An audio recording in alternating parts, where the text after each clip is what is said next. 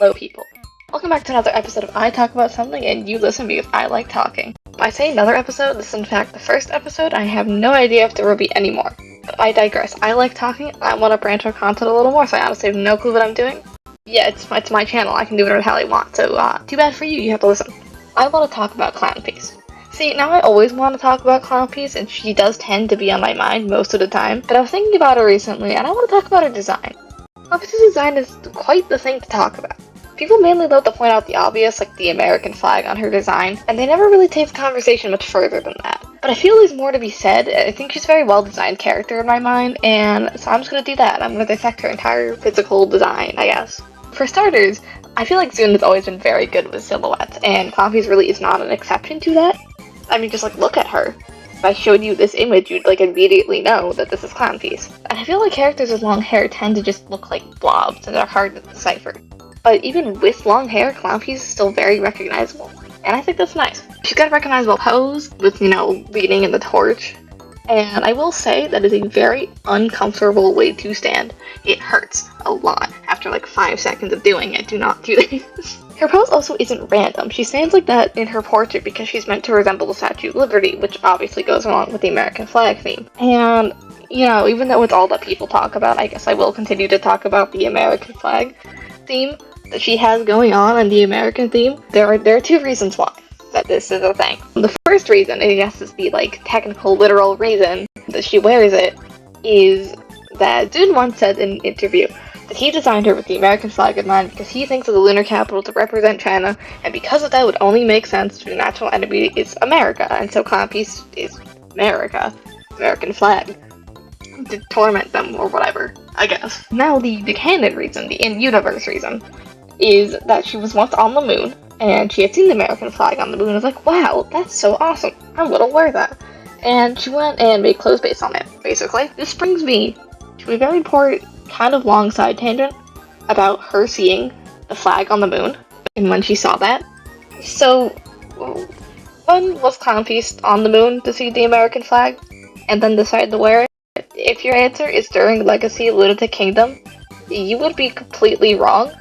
Because in the first edition of Touhou Sangetsusei, which was Eastern and Little Nature Deity, in Chapter 3, Rice Cake Pictures from the Moon, it's about how things had overnight just fallen off of the moon, and apparently that's a normal occurrence, I think that just happens. But one of the things that fell was the American flag. And that's the American flag that clownpiece would have seen, the American flag that was placed there from the moon landing in 1969.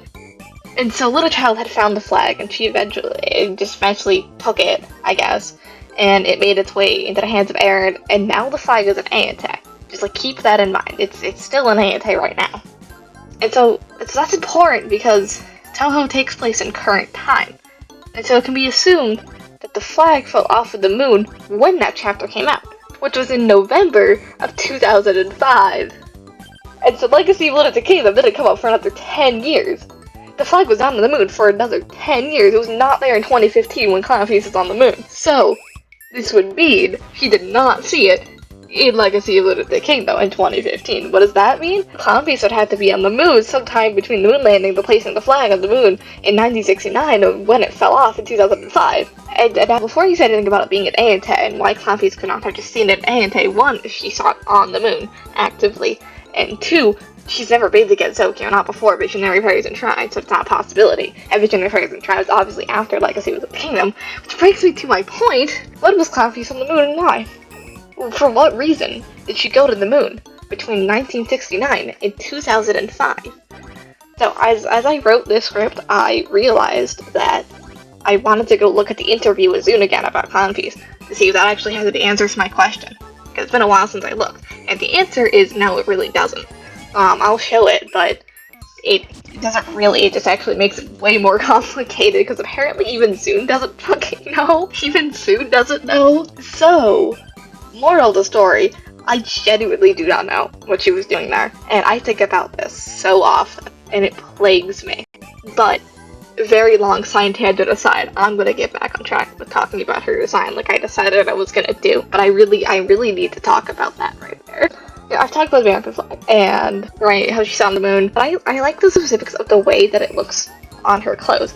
I think it really fits with the Jester theme of the split colors, the split colors basically, the tights and dress.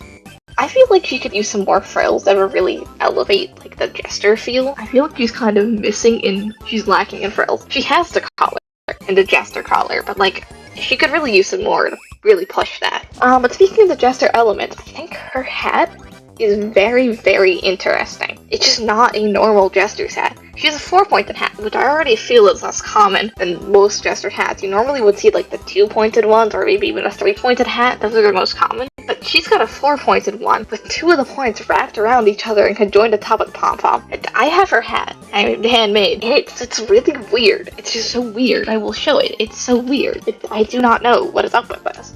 It's not like a bad kind of weird. I think it fits her very well, because she's also a weird character. She's just weird. Another note on the Jester thing, and her name. Her name is Clownpiece, but she's not a clown, she's a Jester. And that's a very important distinction that I think should be made, is that she's not a clown. Despite her name being Clownpiece, she's a Jester. So, not a clown, Jester. Her name should be Jesterpiece. Jester Hole? Maybe? Perhaps?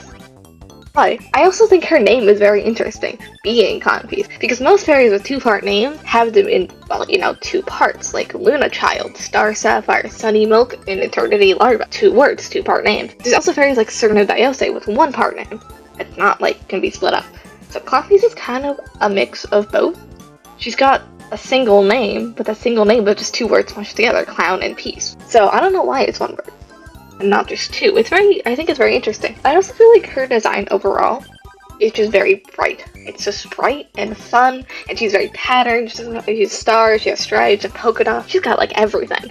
It's very visually appealing, and it really catches your eye, and I think it's good character design. Also, her eyes are a bright, hot pink color, which is kind of unique because there's not that many Toho characters that actually have pink eyes. It's less than you'd expect. Go look.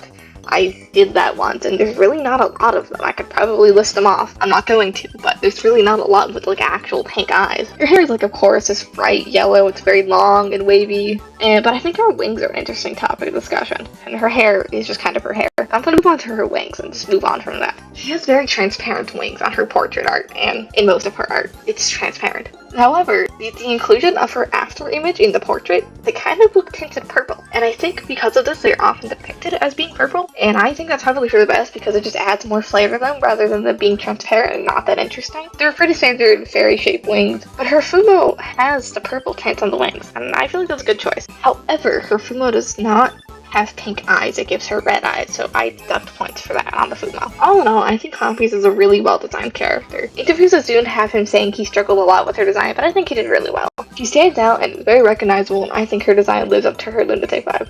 Okay, bye. Clownpiece is awesome. Thank you for going with my Toho talk.